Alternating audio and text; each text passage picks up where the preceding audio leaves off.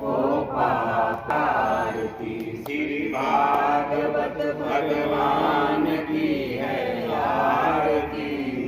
पापियों को पाप से है तारती। ये मुक्ति पंथ पंचम वेद निराला, नवज्योति जगाने वाला है ये अमर ग्रंथ। ये मुक्ति पंथ ये पंचम वेद निराला, नवज्योति जगाने वाला। हरिनाम यही हरिनाम यही हरिनाम यही हरिनाम यही, जग के मंगल की आरती। पापियों को पाप से है तारती। श्री भागवत भगवान की है आरती।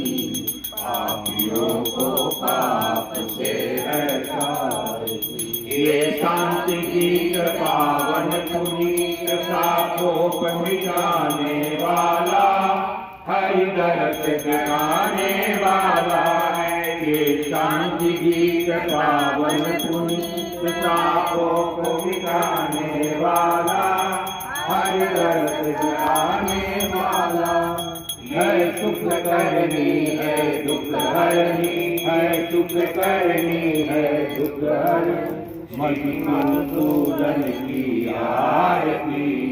पापियों को पाप से है तारती। श्री भागवत भगवान की है आरती। पापियों को पाप से है तारती। ये मधुर बोल जगबंद बोल, सन्मार्ग दिखाने वाला, बिगड़ी को बनाने वाला है ये मधुर बोल जगबंद बोल, सन्मार्ग दिखाने वाला, बिगड़ी को बनाने वाला।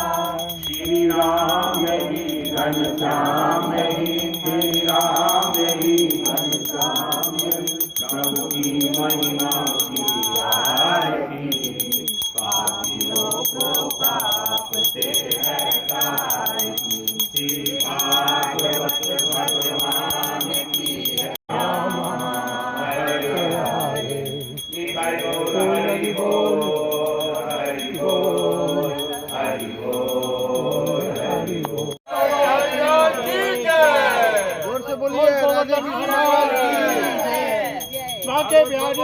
की जय। श्री राम भगवान की जय। क्या प्रसंग में आज सहारा सिटी में पिछले 6 दिनों से श्रीमद् भागवत की सप्ताह पारायण कथा को चलाया जा रहा है और आज उसका 7वां दिन है, यानी आज कथा की पूर्णाहुति हो जाएगी। पिछले दिनों में जो कथा नहीं बता पाए हैं लोगों को, उन सब का दर्शन कराएंगे। ये कलिकाल में श्रीमद् भागवत की कथा का गृहस्थों के लिए एक आसान भक्ति बताई गई है। कलयुग में मनुष्य का आयु बहुत अल्प है, थोड़ी आयु है। अधिक से अधिक तो 100 बरस औसत आयु बताई गई है कि अधिक से अधिक अंतिम आयु परम आयु 100 बरस है, और बीच में भी चले जाना पड़ता है बहुत लोगों को। तो यज्ञ आदि जो क्रिया है शास्त्रों में, उसको करने के लिए थोड़ा असुविधा है, लेकिन ये सप्ताह यज्ञ करना आसान बनाया गया है। ये सुखदेव जी महाराज ने राजा परीक्षित को, जिसकी मृत्यु सर्पदंश से हुई थी, उसको दुर्गति होने से बचा लिया था, यानी भागवत की कथा सुना करके भगवान की प्राप्ति करा दी थी। इस विषय को देख के ब्रह्मा को विस्मय हुआ था। ब्रह्मा सबसे ज्ञानी है, जीव कोटि में ब्रह्मा से ज़्यादा ज्ञानी कोई नहीं है।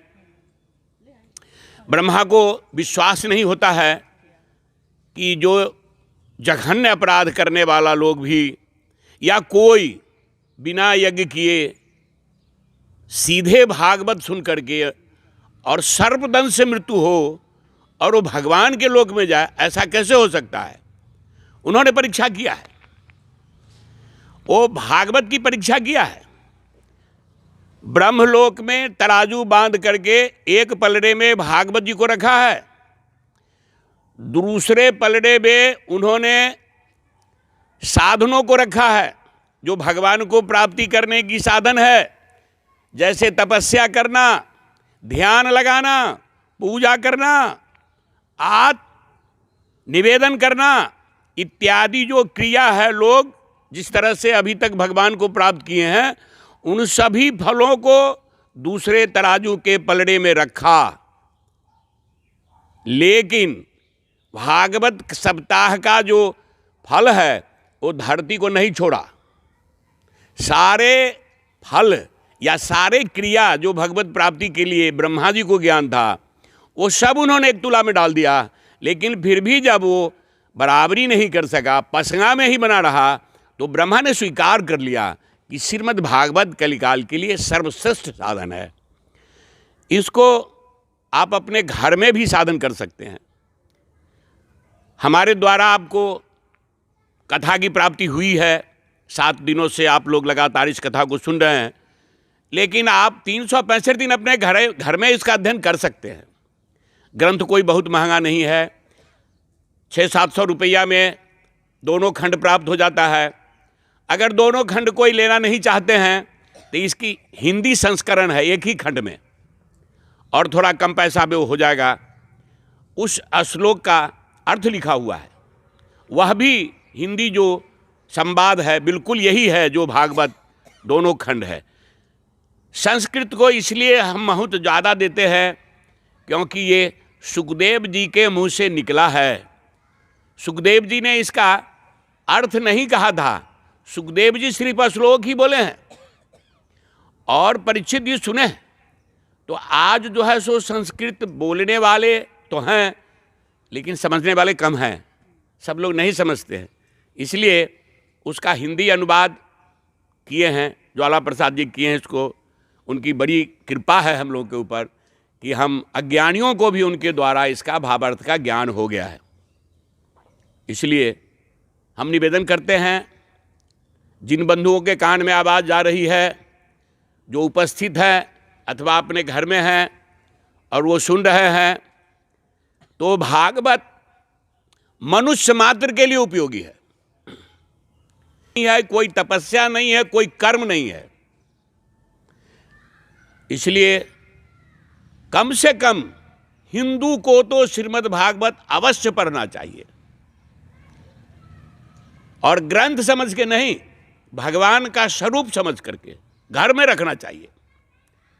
भागवत के महात्म्य में एक जगह कहा गया है, जिसके घर में एक श्लोक अथवा आधा श्लोक अथवा एक श्लोक का चौथाई भाग अगर नित्य पाठ होता है, उस घर में अकाल मृत्यु नहीं होती है। असमय मृत्यु कोई किसी का नहीं होता है। मृत्यु तो अवश्य संभावी है, जीव का होता है, वो स्वाभाविक मृत्यु तो होगा ही, लेकिन असामयिक मृत्यु नहीं होता है। और एक बहुत बड़ी बात कहते हैं कि 1/4 श्लोक का भी यदि नियमतः रोज पाठ हो रहा है, लेकिन निर्वाह की गुंजाइश रहती है, उसमें कठिनाई नहीं होती है। इसलिए मेरे समझ से कम हिंदू मात्र को भागवत शास्त्र रखना चाहिए और समय निकाल करके थोड़ा अध्ययन भी करना चाहिए। डॉक्टर ने दवा दिया है, ला के रख दिया है, नहीं खाएंगे तो बीमारी ठीक होगा? खाना पड़ेगा कि नहीं? बहुत मत खाइए, थोड़ा ही खाइए, लेकिन नहीं खाएंगे तो उससे कुछ लाभ नहीं होगा। इसलिए घर में ला के रखिए। और कोई समय नहीं है, यह नहीं है कि इतना टाइम में नहीं जाना चाहिए, कोई जगह नहीं है। सहारा सिटी मानगो में आज क्या हुआ और कल क्या होने वाला है? क्या रिक्वेस्ट करना चाहते हैं सभी जो भगवत कथा सप्ताह से चल रहा है?